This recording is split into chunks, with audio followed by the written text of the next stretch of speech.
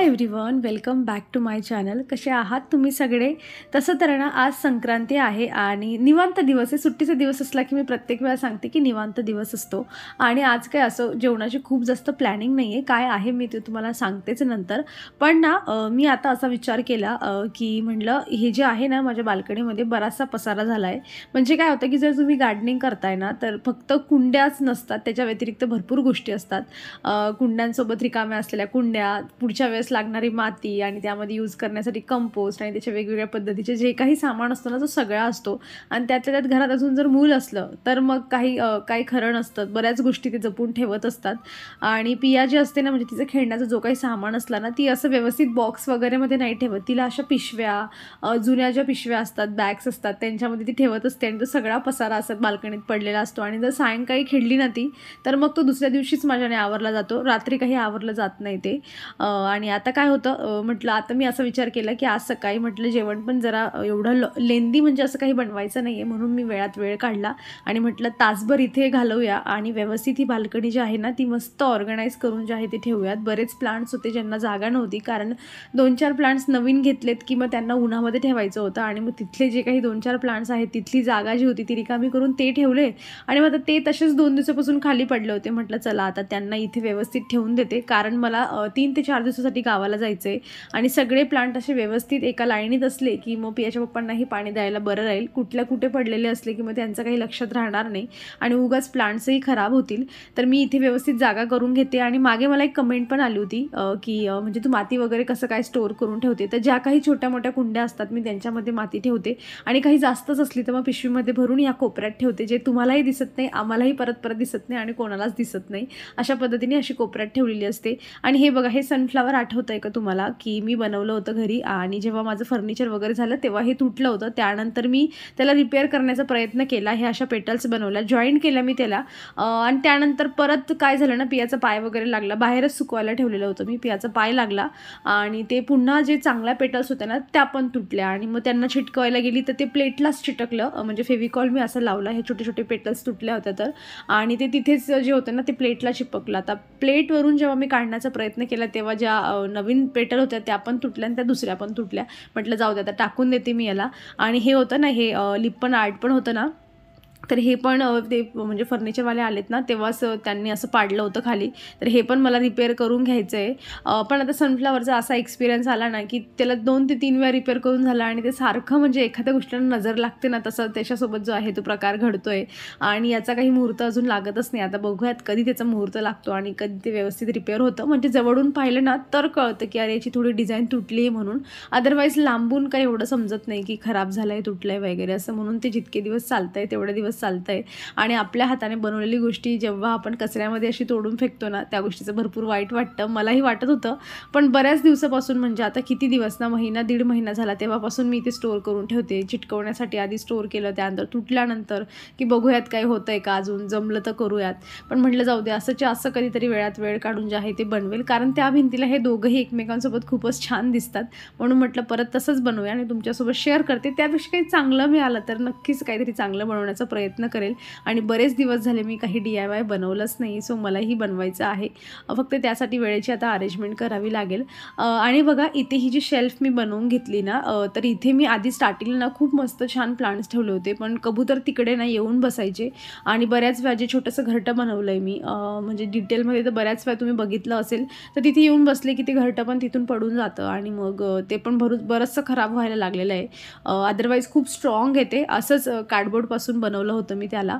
आणि म्हटलं आता इथे जे आहे थोडं व्यवस्थित त्यालाही भरगतचं ती शेल्फ जी आहे तिथे छान ग्रीनरी अजून ॲड करण्यासाठी अजून एक प्लांट तिथे ठेवलं मी.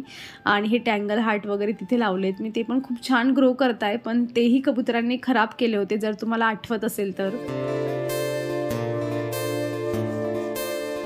सगळी माझी मनासारखी क्लिनिंग केल्यानंतर ना, मी गॅलरी जी होती ना पूर्ण अशी मस्त वॉशच करून टाकली. आणि जेव्हा सगळं सामान असं कोपऱ्यात म्हणजे आपण ठेवून देतो आणि पूर्ण बाल्कनी अशी मोकळी दिसते ना, तेव्हा मला असं वाटतं की नेहमी म्हणजे असं वाटतं की बस मला अशीच बाल्कनी मोकळी चोकळी पाहिजे फिरण्यासाठी.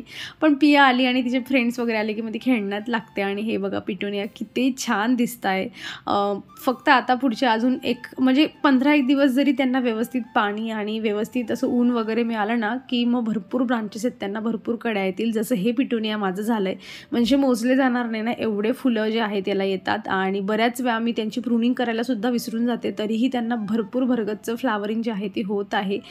सो अशा पद्धतीने जे आहे, जेव्हा आपण एखाद्या गोष्टीमध्ये असं फक्त ₹30 इन्व्हेस्ट करतो, ₹20 इन्व्हेस्ट करतो आणि गेल्या 3 महिन्यापासून कदाचित ते मला एवढं फ्लावरिंग जे आहे ते देत आहे. असं वाटतं की यार फक्त ₹30त एवढे फुलं कोण देऊन जाणार. रोज स्वतःला म्हणजे किती फ्रेश वाटतं त्या फुलांना बघून. आणि कधी कधी वाटतं की आपण जिथे इन्व्हेस्ट केली ती बरोबर केली आहे. त्या गोष्टीसाठी एक्सपिरियन्स पण गरजेचा असतो. म्हणून कधीतरी कधीतरी ₹10-20 आपले गेले पण वेस्टेज, की एखादं प्लांट्स आणलं, खराब आणलं, तर त्यामधून आपल्याला शिकायला मिळतं. त्यामुळे गार्डनिंग जर तुम्ही करत नसाल किंवा तुम्हाला फेल्युअर येत असेल तर घाबरू नका. हळूहळू आपल्याला गार्डनिंग जमायला लागते आणि आपण भरपूर छान नंतर जे आहे प्लांटची केअर जी असतो तो करायला लागतो. तर चला आता मी इथे बनवते वरणबट्टी. तर मी तुम्हाला म्हणली की आजचं जेवण म्हणजे पुरणपोळी आमच्याकडे ना तसं पुरणपोळी बनवली जाते, पण मी वरणबट्टीचा प्लॅन केला का ते सांगते मी तुम्हाला. तर मी इथे ना एका म्हणजे ज्याच्यामध्ये मला आता बट्टीचं पीठ भिजवायचं आहे तिथे मी धणे, बडीशोप, ओवा हे सगळं घेतलं आणि त्यानंतर असं क्रश करून घेते त्याला खलबत्त्याच्या मदतीने. म्हणजे जे धणे वगैरे आहेत ना ते थोडे क्रश होऊन जाईल आणि त्यांचा फ्लेवर अजून छान जातो मग बट्टीमध्ये. सो अशा पद्धतीने केलं आणि नंतर त्यामध्ये जे आहे तीळ घालते. आणि बट्टी बनवण्यासाठी ना तुम्ही नॉर्मल गव्हाचं पीठही बनवून घेऊ शकतात, पण त्यासाठी तुम्हाला बट्टी लाटून घ्यावी लागेल आणि मग तिची पूड बनवून ठेवावी लागते.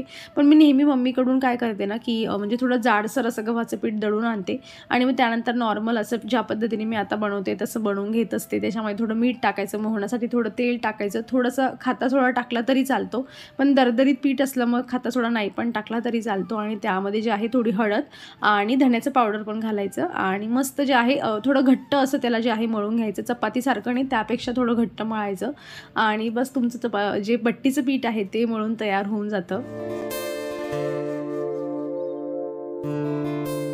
तर आमच्याकडे ना म्हणजे गावी वगैरे मम्मीकडे तर त्यांच्याकडे पुरणपोळीच बनते संक्रांतीच्या दिवशी. कारण त्यांना जो म्हणजे आपण श्राद्ध वगैरे असतं, आगारी टाकतात ना, आमच्याकडे आगारी म्हणतात, जे आपण म्हणजे पितृश्राद्ध वगैरे काय असं करतात ना, तर ते तसं करतात ते. त्यासाठी त्यांना पुरणाचं जेवणच बनवावं लागतं. पण आमचं तसं काही नाही आहे आणि त्यामुळे आणि पुरणपोळीचं सकाळी बेत पण मी म्हणजे माझ्या डोक्यात आलं पण होतं की चला पुरणपोळी बनवूया. पण मग पिया पण काही एवढं म्हणजे असं जसं आपण होळीला बनवतो नाहीतर मग नवीन वर्ष असतं, दिवाळीला बनवतो ना, तसं एवढं काही हे नव्हतं. म्हटलं जाऊ द्या, मग मला बट्टीचं पीठ पण संपायचं होतं कारण मला उद्याच्या दिवशी जे आहे मम्मीकडे निघायचं आहे. सो हे बट्टीचं पीठ संपलं म्हणजे मला तिकडून आणायला बरं होईल. थोडं कमी होतं म्हणून मी यामध्ये थोडा रवा मिक्स केला होता, नाहीतर माझ्या 3च बट्ट्या झाल्या असत्या. आम्हाला 4 एवढ्या बट्ट्या ज्या असतात त्या पुऱ्या होतात आणि राईस वगैरे पण असतो सोबत. सो असं पण तुम्ही म्हणजे नॉर्मल तुम्ही गव्हाचं पिठाचं पण बनवलं ना तरी त्यामध्ये तुम्ही रवा मिक्स केला तर मग थोडं दरदरीत होऊन जातं आणि मग छान क्रिस्पी बनतात बट्टी. सो आमच्याकडे तरी म्हणजे बट्टी आणि जी घोटलेल्या वांग्यांची भाजी असते ना ती आमच्याकडे बनते. म्हणजे लग्नामध्ये किंवा हळदीच्या दिवशी पण असते ना तर ती वरणबट्टी बनवली जाते. याला हिंदीमध्ये म्हणजे किंवा गुजराती भाषेमध्ये दाल बाटी असं पण म्हणतात किंवा राजस्थानमध्ये आय थिंक दाल बाटी म्हणतात, पण थोडा प्रकार वेगळा असतो त्यांचा. सेम असते प्रोसेस, पण त्यांची भाजली जाते आय थिंक बट्टी. आम्ही वाफवून घेतो. त्यानंतर तुम्ही डायरेक्ट पण खाऊ शकता, शालो फ्राय करू शकतात तिला किंवा डीप फ्राय करू शकतात. मी त्याआधीच कुकरमध्ये जी होती ना डाळ लावलेली होती वरणसाठी.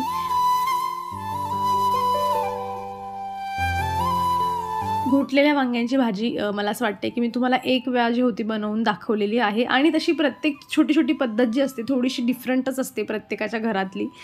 तर मी तेव्हा तुम्हाला बनवून दाखवली होती एक वेळा. पण आता असं झालं आहे ना की पियाचं असं म्हणणं होतं की म्हणजे तिला वांगी एवढी जास्त आवडत नाही. मग ती म्हणली की मम्मा त्यामध्ये थोडा बटाटा पण टाक, म्हणजे तुम्ही वांगी खा आणि मग मला बटाटा खाता येईल. असं मिळून जे आहे ते वांगी आणि बटाट्याची डायरेक्ट कुकरमध्येच भाजी बनवते मी, हिरवी मिरची वगैरे कट करून. आणि तिला आवडतं मग तसं बट्टीसोबत ती एक एक बटाट्याचा तुकडा घेऊन खात असते. आणि शेवटी आपल्याला काय पाहिजे असते की मुलांनी पोटभर जेवण केलं पाहिजे, आपण जेही बनवतोय ते त्यांनी खाल्लं पाहिजे. मग ठीक आहे वांगं नाही खाल्लं पण बटाटा तरी खाते, डाळ भात आहे सगळं व्यवस्थित खाते मग ती. पण अशी एखादी भाजी असते की मुलाच्या म्हणजे त्यांच्या असे मूड असतात ना आपल्याही. कधी कधी आपल्याला लहानपणी काही गोष्टी आवडायच्या नाही पण आता आपण आवडून खातो किंवा आता आवडत आहेत तर आपल्याला फ्युचरमध्ये काहीतरी आवडणार नाही. सो त्यांच्याही आवडी निवडी ज्या आहेत त्या लक्षात घेतल्या पाहिजे. माझी बट्टी जी होती ती वाफवून झाली होती, मी तिला बाहेर काढलं गार होण्यासाठी, कारण गार झाल्यानंतर काढली ना तर अजून छान क्रिस्पी बनते ती मस्त, म्हणून गार होण्यासाठी बाहेर काढली होती.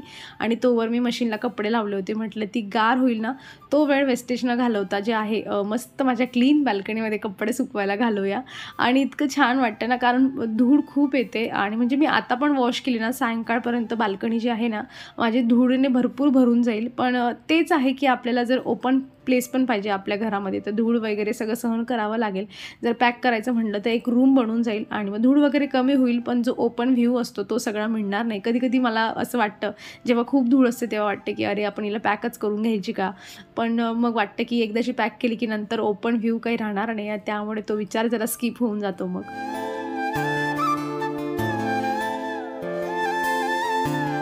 काल पतंग विकत घेतली आणि म्हणजे काल रात्री पण तिचं चाललं होतं. तिने हे सगळं जे काही पतंग ते घुमतात तसं ते दोरा वगैरे त्याला बांधून घेतला आणि काल रात्री पण उडवली तिने आल्यानंतर 5-10 मिनिटं. आणि आता पण तिचं सकाळपासून चाललं आहे, इथून पतंग उडवते. तिला भरपूर वेळा सांगून झालं की त्यासाठी हवा लागत असते, ते टेरेसवर जावं लागतं. आणि मग असं सांगितलं आपण की मग आपल्यालाच उलटून उत्तर मिळतं की मग चल माझ्यासोबत टेरेसवर. आता कसं जायचं, मग जाऊ दे बाबा, इथेच उडव. अशीच उडते ती, जशी उडते तशी छान उडते, उडव तू. अक्षरशः तिचे हात पण दुखत आहे उडवून, पण तरीसुद्धा तिचं जे आहे ते चाललेलं आहे उडवणं. की तिला असं वाटतं, होप्स असतात ना मनुष्याला की येईल थोडी हवा आणि थोडीशी पतंग माझी उडेल. अजून लहान आहे, मोठी झाली की मग समजेल तिला की कशी पतंग उडवली जाते. बाय द वे, तुम्ही पतंग उडवली का मला सांगा कमेंटमधून. बट्टी माझी गार झाली होती, तेल तापवत ठेवलेलं आहे आणि आता कट करून घेते आणि यांना फक्त तळून घ्यायचं आहे. खूप जास्त म्हणजे याच्यामध्ये तेल एवढं जास्त जात नाही. सोडाचं प्रमाण थोडं जास्त झालं तर मग तेल त्यामध्ये जिरतं. अदरवाईज मी सोडा वगैरे घालत नाही, कारण माझं पीठ जे असतं थोडं जाडसर असतं आणि त्यामध्ये जास्त तेल वगैरे काहीही जात नाही बट्टीमध्ये. मस्त बट्टी बनते. तर तुम्ही जशी मी जेवढी प्रोसेस तुम्हाला दाखवली त्या पद्धतीने जर तुम्ही पीठ वगैरे तयार करून आणलं तर मग खूप छान बट्टी बनते. असाल तुम्ही खानदेशकडून तर मला म्हणजे एक्स्ट्रा काही सांगायची गरज नाही, पण तुम्ही खानदेशमधून नसाल तर मग ही प्रोसेस फॉलो करून तुम्ही वरण बट्टी जे आहे ते बनवून घेऊ शकतात. तर आता मी इथे मस्त बट्टी जी आहे ती तळून घेते. आजचा व्लॉग जो असणार आहे तो शॉर्ट आणि सिंपल असणार आहे. यानंतर माझा भाऊ घरी येणार आहे, तो जेवण करूनच येणार आहे, त्यामुळे मग तो आल्यानंतर सगळा माझा टाईमपास होईल आणि मग काही पुढचं शूट होणार नाही. आणि असं सणाचा दिवस आहे, म्हटलं थोडं रिलॅक्स दिवस घालवूया मस्त, म्हणून व्लॉग जरा जो आहे तो छोटा बनवते. आणि आता बट्टी झाल्यानंतर आम्ही मस्त जेवण करतो. तुम्ही व्हिडिओ इथपर्यंत बघत असाल तर प्लीज व्हिडिओला लाईक करा. चॅनलवर तुम्ही नवीन असाल तर प्लीज चॅनलला सबस्क्राईब करा. आपण भेटूयात मग पुढच्या अशाच इंटरेस्टिंग व्हिडिओमध्ये. तोवर तुम्ही स्वतःची काळजी घ्या. So take care friends and bye.